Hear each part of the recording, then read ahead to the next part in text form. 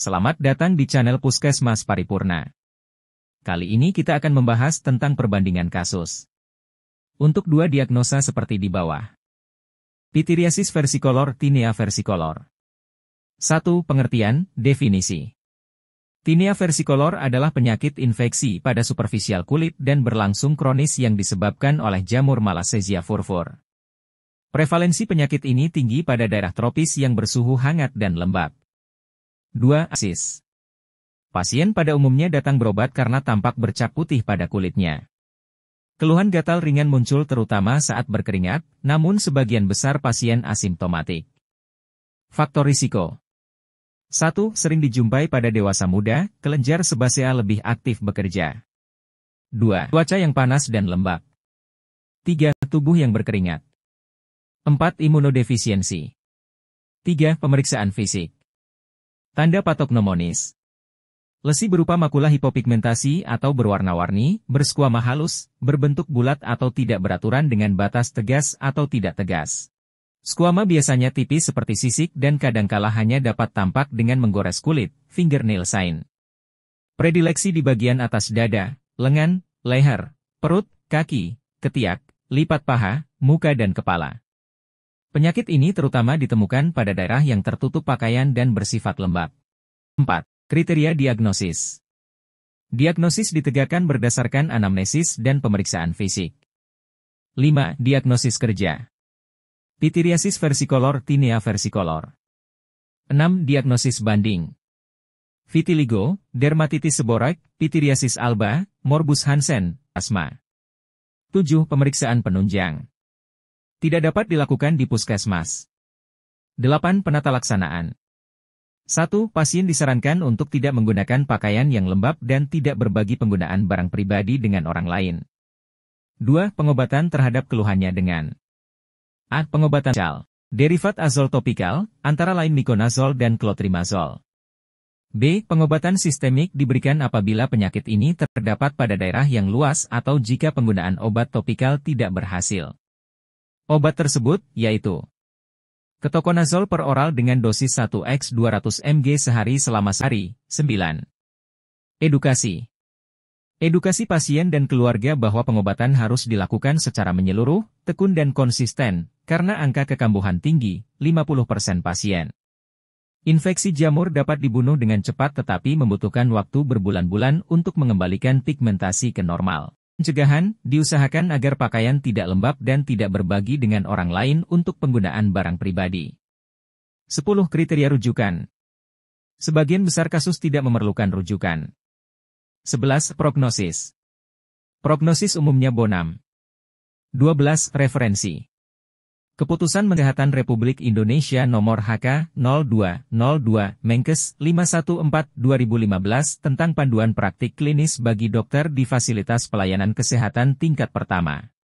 Panduan praktik klinis. Puskesmas.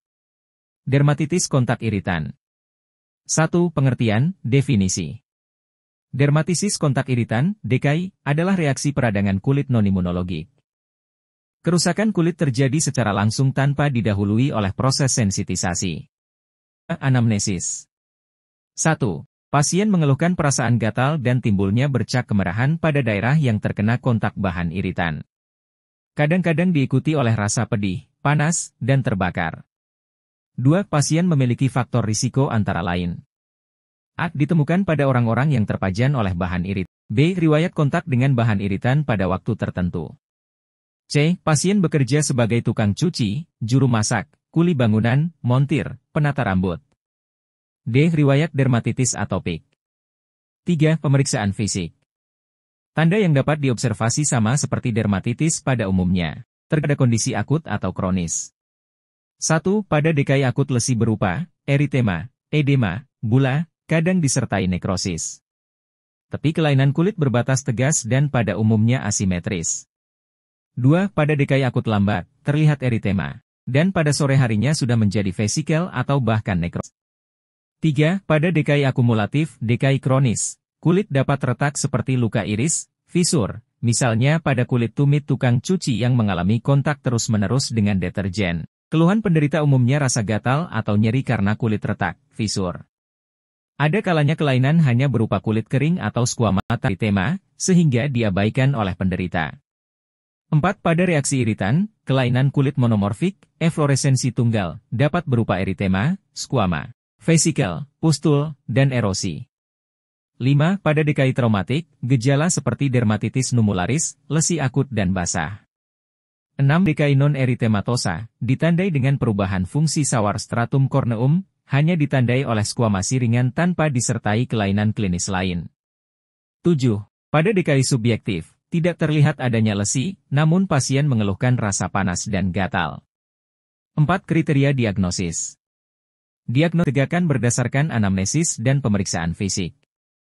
5. Diagnosis kerja. Diagnosis kerja ditegakkan jika pada anamnesis ditemukan gejala subjektif berupa gatal, panas, perih dan pada gejala objektif ditemukan lesi yang diduga kuat bersumber dari bahan-bahan yang bersifat iritan.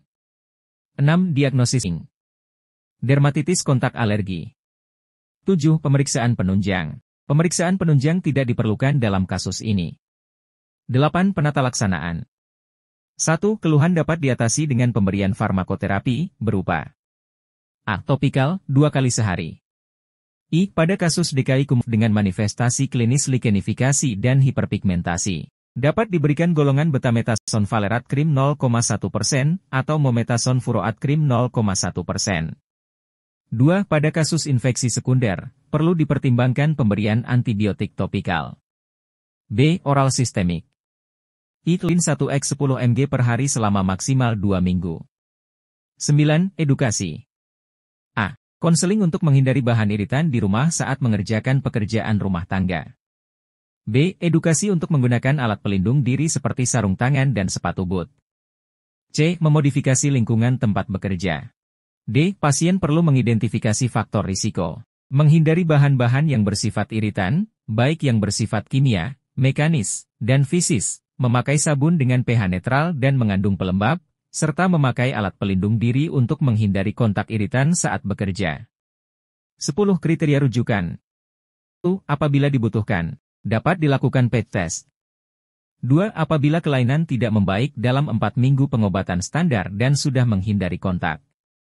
11. Prognosis. Prognosis pada umumnya bonam.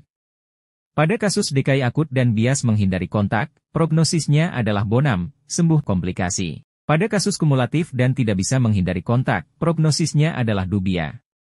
12. Referensi. Keputusan Menteri Kesehatan Republik Indonesia Nomor HK.02.02, Menkes 514/2015 tentang panduan praktik klinis bagi dokter di fasilitas pelayanan kesehatan tingkat pertama.